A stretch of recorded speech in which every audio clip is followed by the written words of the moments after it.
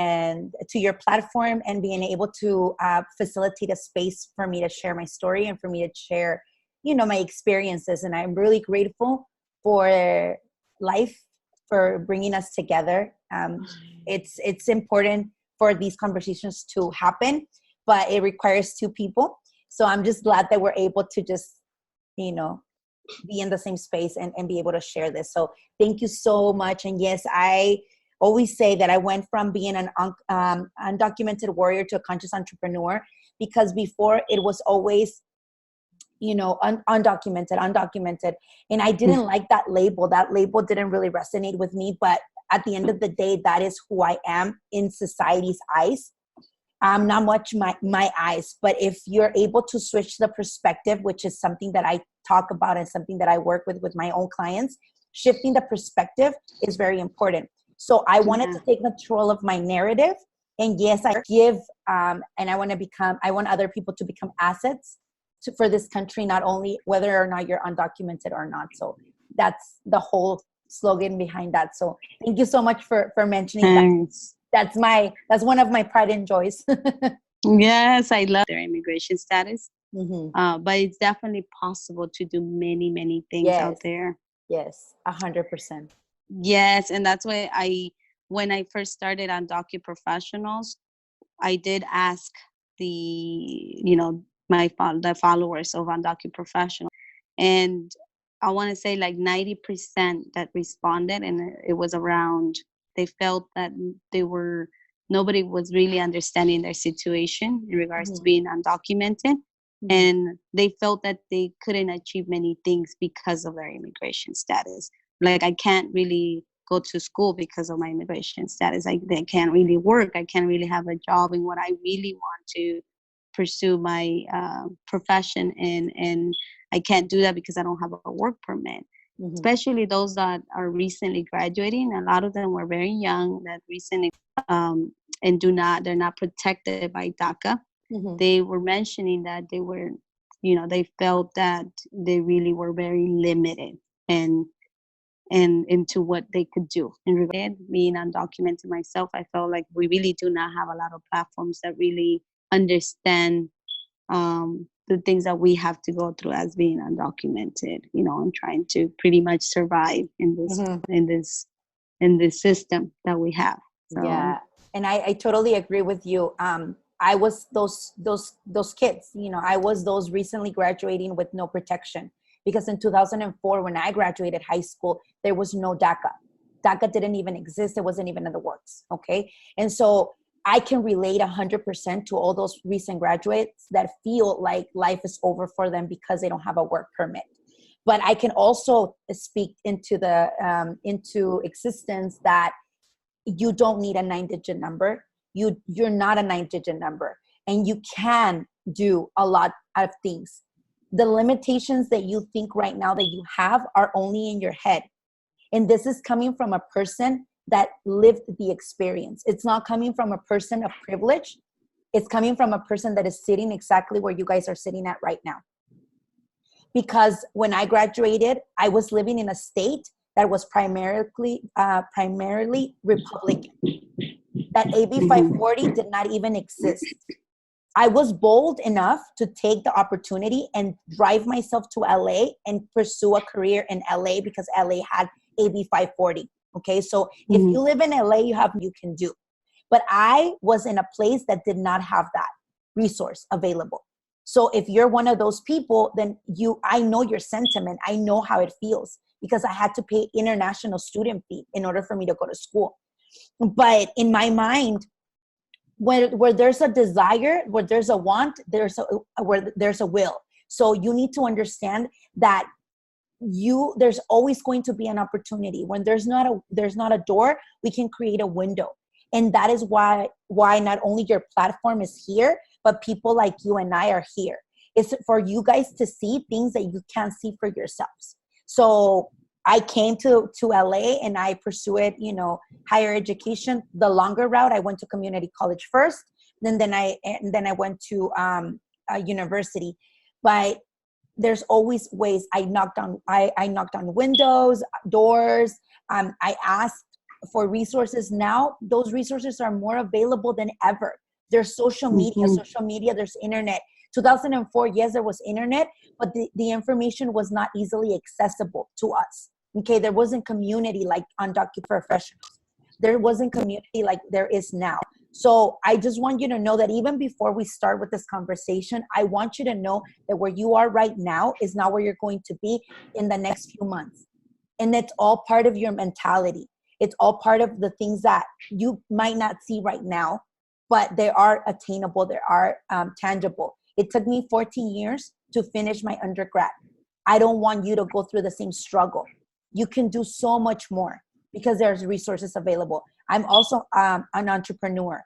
There's ways that you can become freelancers or subcontractors for any company without having to have, a 9-digit number. There's a different process for that, but there's a way. And that's why On DocuProfessionals is here for you, for her and this platform to come together and just share those resources for all of you guys.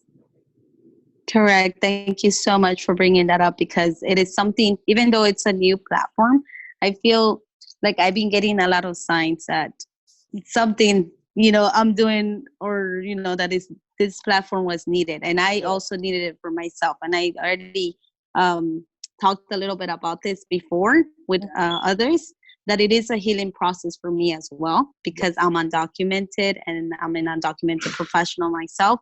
And that's one of the reasons this page was created, because I felt like really I was not really taking care of myself and really healing about that, because I was not empowering myself. I always felt like not a victim mindset, but I doubted myself. I doubted myself many times, and I felt that I couldn't get a certain job because of my immigration status. And we would talk about it, and really we didn't have that space, right, where we could really feel safe to talk about some of those obstacles that we were encountering as being undocumented and now being new professionals. Exactly. So for me, it felt like this is an opportunity for me to create this page, because I want to help my community. At the end, this is really my main goal, to help my community, to provide additional resources to our undocumented community.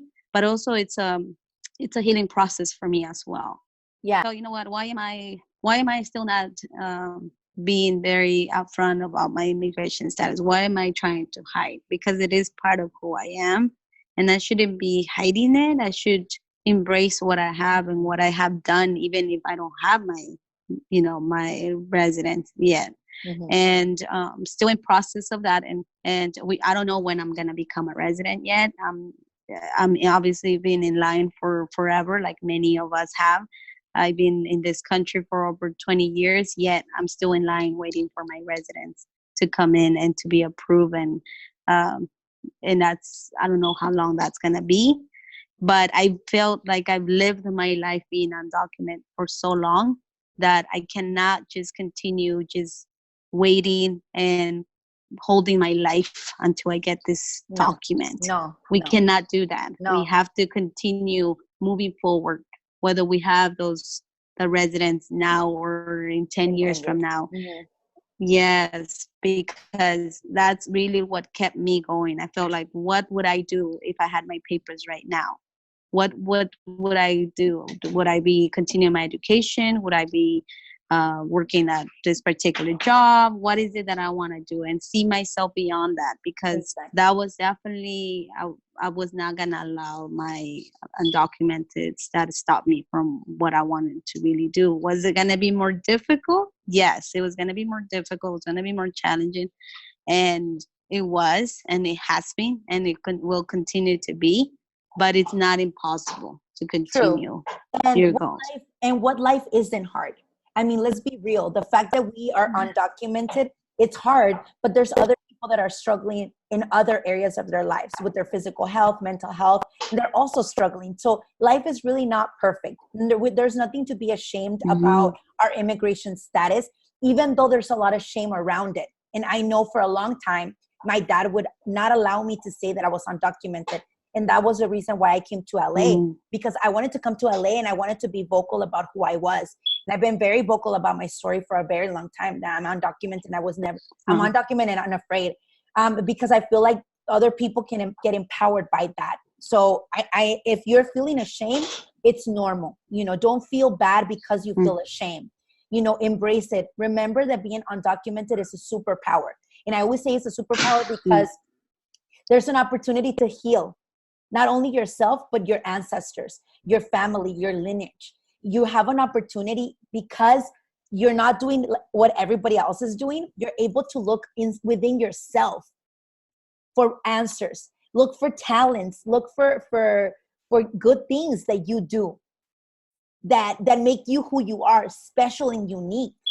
This is a superpower because it allows you to embrace who you truly are and use this for the betterment of humanity. So don't ever look at yourself and think, oh my God, like why am I undocumented? This is such a flaw. But rather embrace it and look within yourself for those superpowers that can potentially change the world, because we have that power within ourselves. And I also know that victim mentality, and I did it for many years, the victim mentality of like, poor me, I don't have papers, and that's the reason why I can't do this and that. And then I shifted my perception, and I said, well, why don't I say that maybe that's not what I'm destined to do? Maybe this is the route that I'm destined to go down in order for me to reach a higher and bigger potential, a bigger goal. So sometimes we're only focusing on the one. I remember that I used to say all the time, when I get a social security number, my life is going to be better. Just by a social security number. I didn't even want a green card. I wanted a 9-digit number. And I remember that I paid for it so much. And when I submitted my DACA, it took a year for my DACA to get sent to me. I was worried about sending everybody else's DACA, that my DACA was left behind, and it took me a year to get it. When I got it, it didn't make a difference. It's not going to make a difference. After 3 decades, I'm going to be able to become a permanent resident. After 3 decades of living in this country. But I don't believe, because of that experience, I don't believe that it's going to make me any different than I am today. It's going to allow me to do more things, yes, but it doesn't identify who I am. Because at the end of the day, who I am, I will always be an undocumented warrior turned conscious entrepreneur. That's always who I am going to be. The only difference is going to be is that now I'm going to have a permanent residency card, and I'm going to be able to travel the world, and I'm going to be able to hold a job position that requires a green card. But it's not going to make a difference. And that's why I want you to guys to understand. Yes, and I think that's very important to remind ourselves to get out of that mentality that when you do have your papers, you're going to be able to pretty much start your life. No. Because it's not. I mean, it's going to help you, like you said, and I agree with you. It's just a continuation of your life. But right now, it's also very important. And right now, you do have a life. And right now, you can do so much with it, even if you don't have your residence yet. So parents, I'm a single mom. She got married after. But she really instilled in me that I really could achieve whatever I wanted to, and not to allow my undocumented status stop me from achieving anything I wanted. And she just said it's just really going to require you to do maybe extra work, extra maybe things that others are not doing, but it doesn't mean you can't do it. And that really kind of, she instilled in me like very, very early when I was in elementary school. And since then, I felt like, okay, I could do pretty much anything I want. This is America. You could really, if you want to achieve a particular goal, you can do it, because we live in a country where things like that have happened and people do things like that. That, you really have nothing. You went from zero to suddenly, having your own business, having, being a professional in your field, getting a higher education, whatever it may be.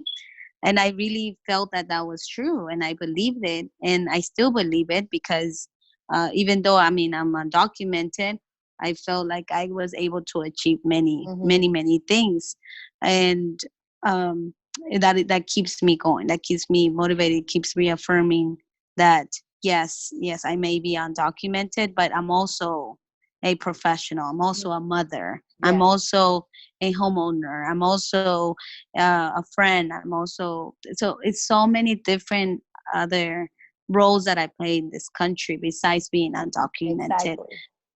So I want to embrace all of that, not just my undocumented status, but everything else. And it's funny that a lot of friends and family that don't didn't know my immigration status, they all would tell me, well, you're achieving everything because you have your residence card, because you have your residence card, and I can't do it because I don't have my residence card. I'm like, no, I don't have my residence card. Mhm. I don't know why you assume that. Let's talk about it. But no, I actually do not have my residence card, and I've been in this country undocumented all my life since I've been here. So, and that may be another 10 years that I'm gonna have to continue waiting, and I may still not have my my residence, but it's fine because I'm still gonna continue doing what I feel I want to do, which is continue my education, continue my profession, etc. Right? So it's just very, I didn't know this. Because you act the part, right? They assume that only people that have, a green card are able to achieve these things, and I think that is the mindset that we want to shift for people, that that's not only the Mm-hmm. way. And I think you touched on a very important point. You said, I'm living my life right now, and that is Mm-hmm. what I want every single person that is listening to us right now to do. It's not that you're going to live your life once you get a green card. You have to live your life right now, because life, it doesn't stop for us. It continues to go and evolve, and you have to evolve with it. And the fact that you'll have a green card in the future, that won't make a difference. Yes, it's going to make things easier, maybe, but why don't you take this opportunity to learn everything that you possibly can? Like something very, what are the things that make me happy? What are the things that make my heart boil out of happiness? Mm-hmm. And do those things while you're waiting. Live your life while you're waiting, as opposed to just, I'm going to live when I have a green card. Well, that doesn't work like that, because if you don't take care of your physical body, of your mental body, of your spirit, Mm-hmm. you're going to, yes, you're going to get your green card maybe in 10 years, maybe in 5 years. But if you didn't take care of those three essential things, what if you get sick? So no, Mm-hmm. having papers is not the only thing that you should be worried about. You should be worried about body, mind, and spirit, your mental health. How is your mental health? Mm-hmm. How is your physical body? Are you taking care of? Are you drinking enough water? Are you drinking vitamins? What kind of food are you putting into your body? So we're so focused Right. on the papers, that we're not focused on all the other things, all the other factors that could potentially endanger our future or our physical body. Because you'll have papers, and yes, you're gonna have career, but if you don't have health, it doesn't. All those other things don't matter anymore. Correct. No, yeah, definitely. I think that is one big part Mm-hmm. that we don't talk about a lot, No. and especially in our communities and with the undocumented community. We don't talk about how to continue being aware, being a awareness of self care, right? Mm-hmm. We don't, and being undocumented, it's just something that we feel others cannot relate to and don't understand. That is something difficult. That it's a challenge to live being undocumented in the, especially right now with this, Administration. and yeah, this new administration that is now becoming not so new, right? We've been in this.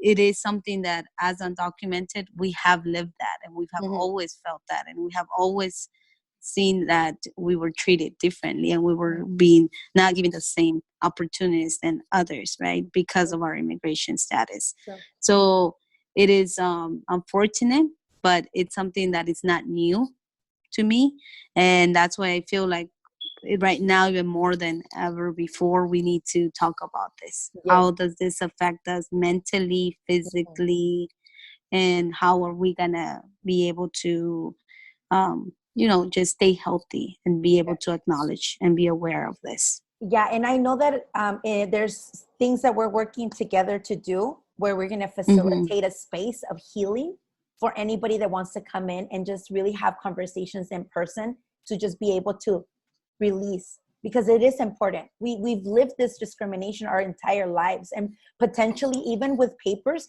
we're still going to live that, because we're not, your typical, green eyes, lighter skin. So we're going to live this our entire life, and it's learning to navigate through it and not affecting us and not taking it personal, because it's not about us, it's about them and their perception.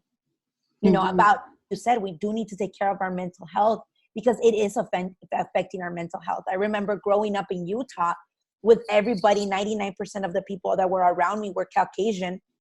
I felt that I didn't belong, that I didn't look like everybody else looked, and I was discriminated upon. But because of the way that I was brought up, like you had mentioned earlier, my dad always emphasized the fact that I was, that was my superpower, that I was different and I wasn't like everybody else, and that I could do anything that I wanted to do. To view themselves, then nothing what other people will say will affect them. So I think there's a lot of work to be done within our community, healing wise, and just letting things out. That, this is the reason also that we came together to collaborate, because, my whole thing is body, mind, and spirit, all together, because, all these things are going to affect our mind, whether we want to or not, because some days we're going to be able to take it in, and some days we're not. And some days our mental health is going to, we're going to be in the verge of breaking. And then just one thing, people being racist, it just takes us off the edge. So reach out for help, send undocumented professionals a message. She will always refer you to, people that she knows that will help you, or resources, because I know that you share a lot of resources. So don't be afraid to reach out and ask for help, because it is important to ask for help, and not only to just keep it within ourselves, because that's not going to help anybody. Yes. And actually, I'm glad that you brought that up, because I think that's one of the most difficult things to do, just asking for help. I know that it's difficult for me. And I think you mentioned too before that was something that you struggle with sometimes as well.